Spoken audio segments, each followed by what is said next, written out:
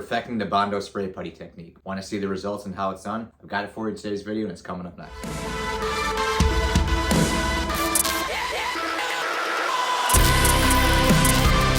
What's up everyone, back at it again. It is DW Darkwing Dad bringing you today's fun tutorial video on the Bondo spray putty technique and how you can do this a little bit more efficiently. So of course I came out with this technique, I don't know, it seemed like forever ago, and it's made its way around. A lot of people have seen it, people are using it with great success. And when I originally made the video, there was a certain way and a certain setup that I wanted to do it knowing that it would work great. But the original technique with the airbrush just seemed more, I guess, adaptable to people. I wanted this technique to be used by basically anybody. So if anybody had an airbrush or a small setup, they could go ahead and do it. You know, I tried it with the battery powered airbrush. There's a couple different methods and some clearly worked better than others. Really one way that's gonna give you much better results than anything else. And that's by using one of these guys right here. So today I am gonna be showing you just how much better it applies and how much better and faster you can get things done when using a mini HVLP gun like this. Now, I've talked about HVLP guns before. You know, obviously I use them when I paint. I do use them when I use my slick sand sprayable body filler. They're absolutely great results. They're just not for everyone. Going back to my original video, when I did the airbrush, I wanted to have it a little bit more simpler so anybody could use it. This particular technique though, you know, you're really going to need a spray shelter. You're going to need a compressor. This isn't going to, I guess, feed to the masses, but if you can invest in a compressor, in a spray shelter, you are gonna get significantly better and faster results using this mini HVLP gun. For my model, I'm gonna be using my latest build, my Jason Voorhees mask. Touched up some of the areas. I had some moist filament, it wasn't completely dry, and I had a couple areas where I had under extrusion. What I've done is gone through and just filled some of these areas in with some plastic metal and Bondo putty. I've gone ahead and reduced that down and simply painted it down. So it's just filled in those areas a little bit. But I thought this was an awesome piece. You know, originally I was gonna use my sprayable body filler, but you can see here, I've got some very, you know, eccentric cracks and things like that. I don't want the body filler to fill all that in, so I thought this would be an awesome candidate to use that Bondo spray putty, and I figured why not show this method that I originally wanted to months ago. I'm gonna be using a 2-to-1 ratio, so basically 2 parts Bondo, 1 part acetone. We do have a little bit bigger of a container on this gun, so we can make it a little bit bigger. Again, that was one of the drawbacks of the airbrush. You either had a really small reservoir, or if you had a top gravity feed, it was constantly getting clogged. So with this one, we actually have a 4-ounce receptacle on the spray gun, taking about 2 ounces of the Bondo putty and about 1 1/4 ounce of the acetone, reducing it down and then spraying it on the model. A very, very important thing with this, when you're using these products, make sure you have a respirator, you know, eyewear, gloves, the right setup. It's okay to do this outside. This stuff dries super fast. You'll be perfectly okay. So now that I kind of covered what we did, let's get everything set up, get this guy sprayed.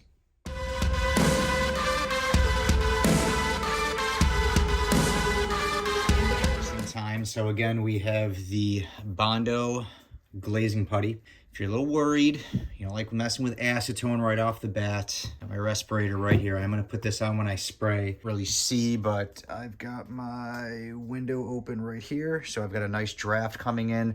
I've gone ahead and just taken an old cap that I have and marked. This is right around 1 1/4 ounces, and then I'm gonna put roughly about 2 ounces of my glazing putty in here. If you do too much, it's okay, because the great thing about this, old plastic metal, and what's cool is if I pour acetone in here, it'll just absolutely reactivate all this and I'll be able to use it. If you don't use all of it, don't be afraid to pour it out and leave it in a dish to reactivate that, so that way you're not wasting the glazing putty. Things like this is hard to come by. This stuff right here is like gold. Some people just cannot find this. Always have 5, 6 tubes of this. Anytime I see it, I grab it. So that's just a little tip for you. When you see something that you use and it's in stock, grab it.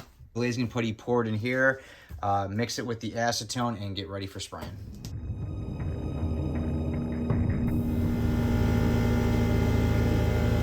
Once you verified airflow to the gun, there's just two adjustments on the gun that you're going to want to tweak. First is going to be your fan. That's going to adjust the angle of spray coming out of your nozzle. So if you turn it one way, it's going to give you wider. You're going to turn it the other way, it's going to be more narrow. Next is going to be your regulator. That's going to basically control the amount of fluid that comes through, either thicker or thinner, depending on which way you turn it. Next, we're going to go ahead and pour the putty mixture into the reservoir of the gun.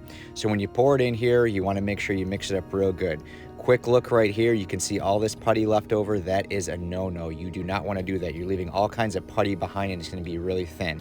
If that happens, just pour a little bit more acetone, mix it back in, and that's exactly what you want it to look like. Once your model is in place, you can go ahead and start spraying. Start by adjusting your regulator to the desired consistency. You can also adjust the angle of that fan spray on the nozzle. Doing multiple coats is really the best way to apply this. What's fantastic about this whole application process is it dries super quick. It's not like paint where you have to wait 20 or 30 minutes.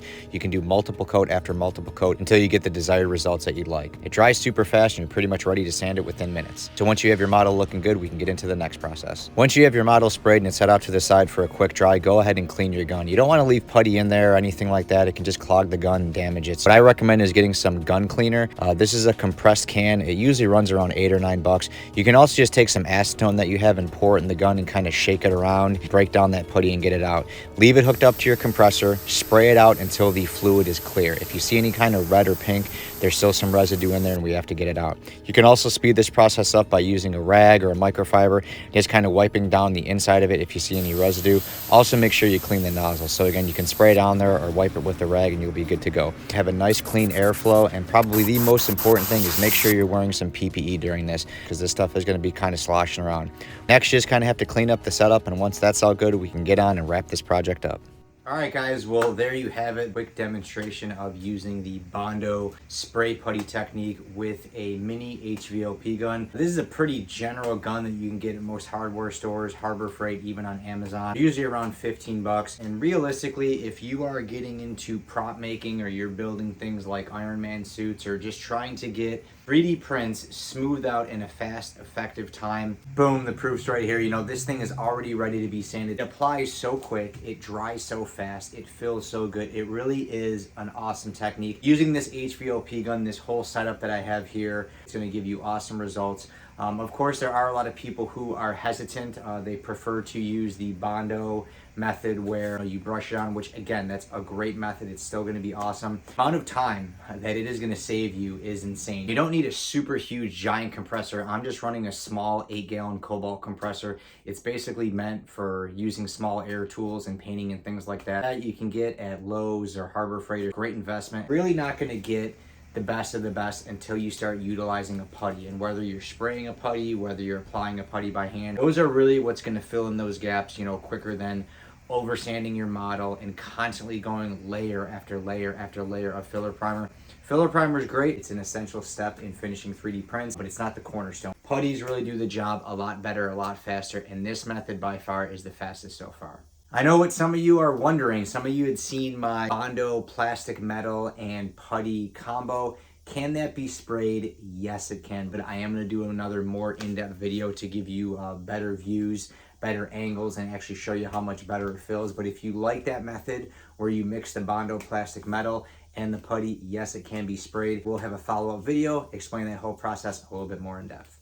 Hopefully you liked this video, and if you did, please go ahead and give me a thumbs up. If you have any questions, comments, concerns, go ahead and drop me a comment. You know I will hit you back. Any and all products that I recommend or use in the video, I will leave links in the description. That way, if you want to get this set up, it'll be right at your fingertips. That's pretty much it for this video, guys. I hope you enjoyed it. If you do enjoy all things 3D printing, cosplay, DIY, Funko Pops, Marvel, all the stuff that we're doing on the channel, please go ahead and click the subscribe button. 2023 is going to be a big year for DW, and I'm going to be bringing you more and more videos. Know that there will be a full tutorial on this, the smoothing, the painting, the weathering, all the stuff I'm doing to it, so make sure to come back and check that out. Gotta get moving and get things wrapped up on this mat. So for now, it's DW out. Later.